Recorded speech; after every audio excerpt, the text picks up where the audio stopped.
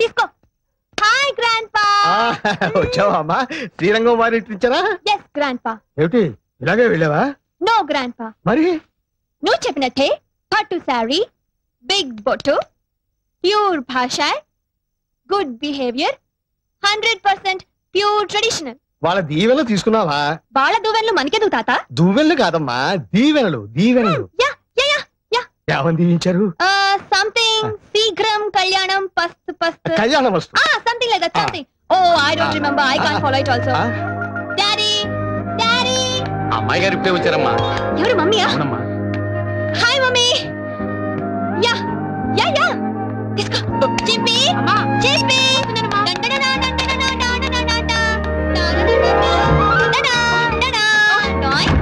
గోవిందా గోవిందా, ఏడుకొండవాడా వెంకటరమణ గోవిందా గోవిందా.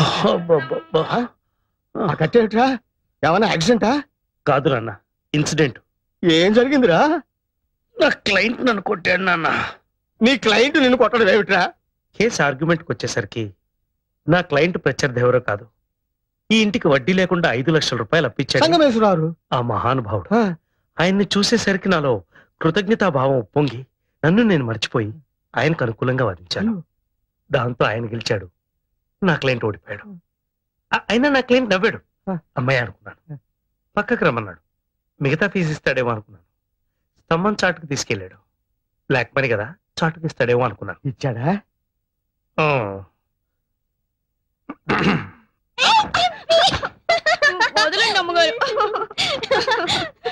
అసలు ఈ ఎడంకన్న అద్దం పగిలిపోవడంతో కత్తి కనపట్లే గానీ బెండకాయ బాగా కనిపిస్తోంది. Hi dad. హాయ్. పంజాబీ సిక్కులా టర్బన్ ఏంటి డాడ్? ఇది ఆ సిక్కు కాదమ్మా, వేరే సిక్కు. I see. కర్మ కర్మ. Anybody wants pizza? No thanks. Okay, okay. Up and down, roads are in the. ఏమిట్రా ఈ కర్మ? ఇలా అయిన పనులు కాని పనులు మనమే చేసుకుంటుంటే అమ్మాయికే కాదు పని వాళ్ళ ముందు కూడా లోకమైపోతాం. అంతే మరి. వంట వరపు పని వాళ్ళ చేద్దామంటే మడి ఆచారం చదువుతాం.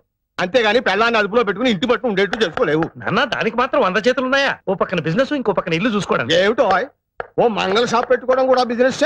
మంగళ షాప్ కాదు నాన్న, బ్యూటీ పార్లర్. రాయ్ మరుగుదొడ్డుని ఇంగ్లీష్ లో టాయిలెట్ అన్నా అది అదే. నాన్న ఈ మాట మీ కోడలు విందంటే మన ఇద్దరి మీద పరువు నష్టం దావా వేస్తుంది. బిన్నా ఇంకోసారి ఇలా వాగితే ఇద్దరిని బయటికి పంపించేస్తాను. Take care. Sorry madam. It's okay, go. ఇక్కడ కొంచెం ఎక్స్ట్రా గ్రోత్ ఉంది చూడు. It's over. Yes madam.